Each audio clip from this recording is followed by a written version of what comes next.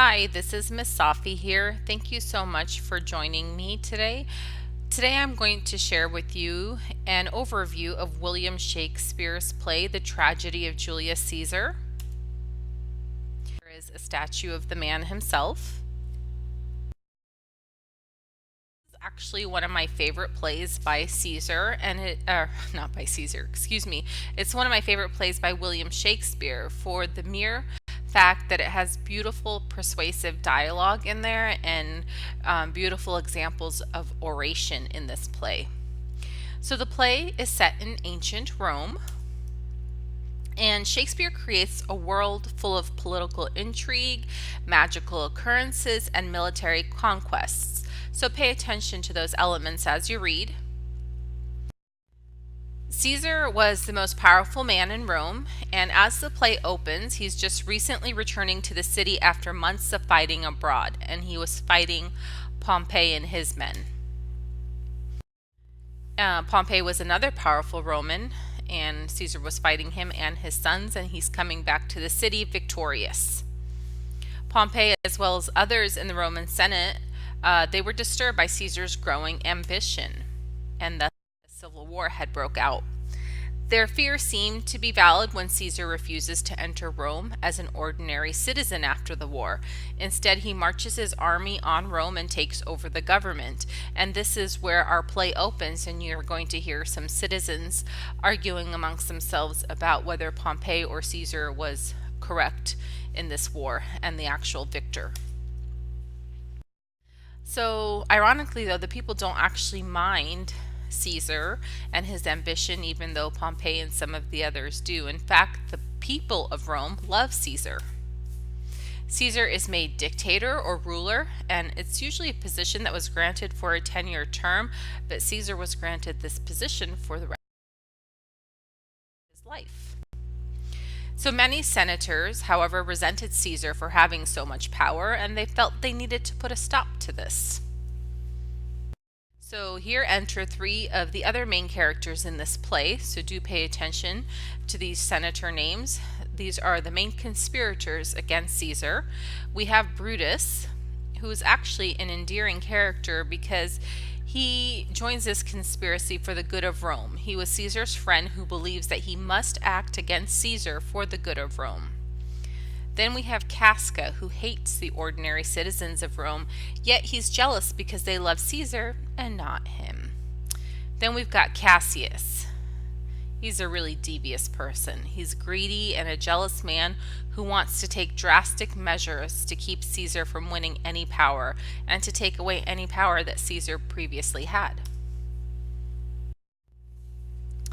Shakespeare uses Roman customs and superstition to create spooky conditions to mirror the dangerous plot being planned.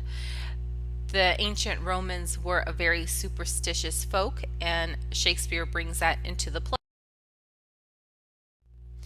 The Romans believed that omens could reveal the future. These omens could take the form of unusual weather, flights of birds, or other natural phenomena. Animals were seen as indicators of the future. The Romans often sacrificed animals to the gods and had their entrails or guts examined by an official called a haruspices. Any abnormalities or imperfections indicated the anger of a god or a particularly bad event about to happen.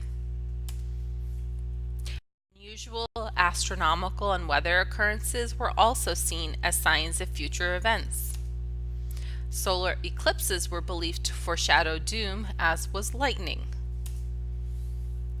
One of the reasons the Senate was concerned by Caesar's accumulation of power was Rome's long history as a republic. So here on this slide we turn our attention from omens and signs to government. Around 509 BC, the Romans ended a monarchy by rebelling against the last king of Rome, Tarquinius, and they didn't really want to enter into that style again. After this revolution, the Romans established their famous republic in which all citizens were represented in the Senate. They were very proud of their non-king ruled government and were determined to preserve it, but when Caesar arrived, well, they kind of changed their minds. So this brings me to two major points that I want you to think about in regards to this play. Loyalty is one of the first ones. So really I want you to discuss with someone around you at your home what loyalty means. And at the least think about these questions yourself, because they are key questions that William Shakespeare also explored through this play. So think about, does your country or do your friends consider loyalty something to value? When can loyalty sometimes cause problems? What should people do when loyalty to their country and loyalty to their friend comes into conflict? How do you choose? Are there limits to what people should do in defense of the nation? So these are really key questions to think about, just at a personal level, but then also to take your opinions and apply them back to the play. I also want you to think about these three questions. What will a person do for the sake of political ideals? So your political values and beliefs. So assassinations of political figures are common in history.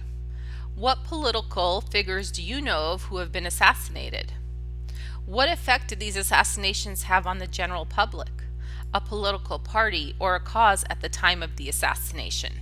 Think about these questions because they are definitely explored in this play too.